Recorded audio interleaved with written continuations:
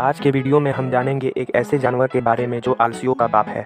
अगर आप इस वीडियो में नए हैं तो इस वीडियो को लाइक और चैनल को सब्सक्राइब कर दें। आज हम बात करेंगे स्लोथ के बारे में। आमतौर पे स्लोथ एक दिन में लगभग 17 से 18 घंटे अपना टाइम सोने में ही बिता देता है। यही नहीं, अभी और सुनिए। और एक दिन में लगभग 125 फीट यानी 38 मीटर का ही दूरी तय कर पाता है। यह पेड़ से लटक कर सोता है। स्लोथ एक अच्छा स्विमर भी है जो जमीन के मुकाबले पानी में 3 गुना तेज तैरता है। यह अपने जीवन का लगभग 90% पेड़ पर ही लटक कर बिता देता है।